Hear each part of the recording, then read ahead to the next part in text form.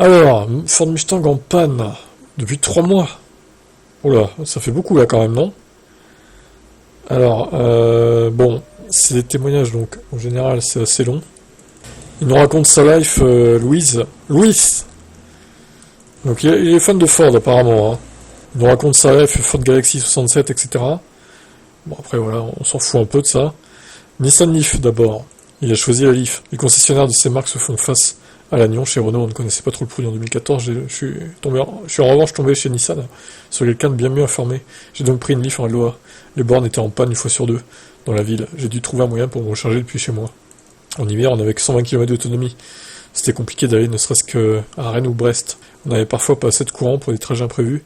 Pas forcément très longs. J'ai connu plusieurs fois le mode tortue. Mais cette voiture nous plaisait vraiment. Ma femme l'a récupérée, j'ai cherché autre chose pour pouvoir effectuer des déplacements plus importants. Je voulais une Chevrolet Volt ou une Opel Ampera. C'était des modèles difficiles à trouver. Il aurait fallu aller à Nantes ou Paris. 45 000 euros, c'était cher. Je suis tombé sur une occasion de 4 ans à seulement 15 000 euros. Elle n'a connu qu'une seule panne, un capteur de refroidissement qui a provoqué son immobilisation pendant 2 mois. Nous avons toujours cette voiture que j'utilisais en électrique localement et en thermique uniquement pour les longs déplacements.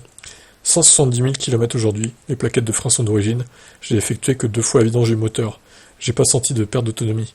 Eh ben, elle tient bien dans le temps cette voiture au final. Ensuite, BMW i3 d'occasion, avec option recharge rapide RX, le prolongateur d'autonomie du coup. Il nous fallait 5 places, alors que la Chevrolet Volt n'en propose que 4. Et la i3 du coup. Afin de bénéficier d'un réseau pour l'entretien en cas de panne, j'ai préféré un Ford Mustang Mach-E plutôt qu'un modèle Y. Ah!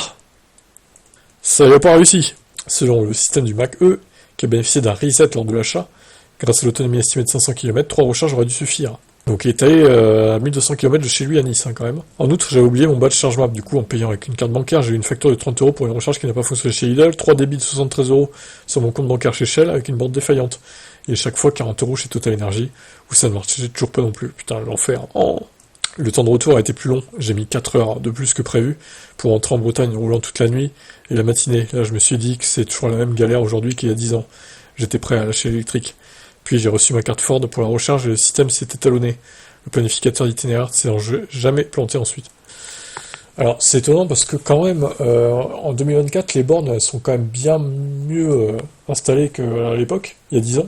Donc je sais pas comment il s'est débrouillé pour faire son trajet, mais même sans la carte charge map, normalement ça devrait être mieux que ça, quoi. Je veux dire, tu devrais pas galérer autant, quoi. Survient la panne, j'allais chercher ma fille. Ça s'est mis à biper de partout avec des voyants rouges qui se sont allumés en cause, un connecteur à haute tension défaillant. Ma voiture a été mobilisée depuis le 18 mai à la concession de Lannion qui n'est pas habilité à intervenir sur les VE. Ça fait 3 mois, rien n'avance, quoi. Mon Mac, eux, devrait être dirigé vers Saint-Brieuc où la concession attendait du matériel pour réparer les VE, mais finalement c'est Rennes maintenant qui serait le garage le plus proche capable d'intervenir. J'ai donc demandé à Ford le remorquage de ma voiture, mais à Lannion, on me dit que l'établissement n'est pas habilité à transporter les voitures électriques. Mais c'est une blague. Oh, les bras cassés, quoi. Et ils voient de la mauvaise foi dans la situation. Le concessionnaire ne veut pas prendre en charge le transfert et ça traîne. À un moment, j'ai appelé Ford France tous les jours. Là, on m'a évoqué un problème d'autorisation. Dans le film de Chris Payne en 2006, on voit que le VO ça marche. Pourquoi ça ne va plus aujourd'hui? Est-ce de la mauvaise foi de la part de Ford? Quoi? De quoi il parle? Quel film, hein? Je vois pas de quel film il parle. Chris Payne? Ah, je connais Chris Pine, avec un I du coup. Mais avec un A-I-N-E, je vois pas qui c'est, quoi. Je vais chercher. Chris Payne. Ah ouais, non, si, d'accord, c'est lui. Revenge of the Electric Car. Il a fait donc ce film en 2006. Ok, bon, je la connaissais pas. Qui a tué la voiture électrique? Ok, je vois, c'est bon, j'ai la ref. Bon, la voiture est complètement buggée, voilà. C'est de la daube, cette panne. Et la concession qui gère la panne, du coup, surtout. Parce que je suis sûr que la panne, elle serait facile à régler en plus. C'est juste qu'il veut pas se donner la peine de faire le boulot, quoi. Cette Mustang, je l'adore, je la trouve très confortable et puissante. C'est la version en motricité intégrale, 351 chevaux, j'aime bien le sono et le tableau de bord. Elle a de la gueule, cette voiture, mais Ford France ne sait pas gérer son réseau. Ce que j'espère aujourd'hui, c'est que la panne va pouvoir être réparée et qu'après, je serai tranquille, comme avec la Chevrolet Volt. Ford France voudrait que Louis ramène mieux la voiture en la faisant rouler. J'ai des voyants rouges qui s'allument, dans ce cas, c'est clair, il ne faut pas rouler. Le concessionnaire de Lannion me confirme que ce serait une bêtise de le faire, que la voiture pourrait s'arrêter d'un moment à un autre. Sur la 4 voies, Rennes est à plus de 160 km de chez moi. J'ai écrit une lettre à Ford France pour parler de ma passion pour la marque et de la situation que je vis actuellement, pas de réponse. Je pourrais bénéficier par assurance d'un forfait de 200 €, mais le rapatriement coûterait bien davantage. Je paye 500 € de crédit par mois pour cette voiture. J'espère donc que cette prise en charge sérieuse est désormais une compensation en raison de la durée d'immobilisation et de la gêne occasionnée. Putain, mais oui, c'est du LOA, donc au final, il paye tous les mois pour que la voiture soit en panne. C'est ça aussi le piège des LOA, hein. Si votre voiture tombe en panne, vous payez pour rien en fait. Alors, je pense quand même qu'il y a des compensations au bout d'un moment, mais bon, c'est même pas sûr, hein. En conclusion et résume, c'est Ford France qui doit déclencher le rapatriement à Rennes. Mais ça ne se fait pas, c'est bloqué. J'ai l'impression d'un retard de 10 ans chez eux. Leur base reste très fragile. Bien sûr, j'ai pas de voiture de courtoisie. Heureusement que je peux encore utiliser la Chevrolet Volt. Ouais, bah alors, moi, ce que je conseillerais, à la limite, moi, je pense que j'aurais quand même tenté, même si la voiture clignote de partout, qu'elle roule, j'aurais peut-être ramené la voiture moi-même à la concession de Rennes en me faisant suivre. Par contre, par quelqu'un, évidemment. Pas y aller tout seul comme ça à l'aveugle, et me faire suivre par un proche, à la limite.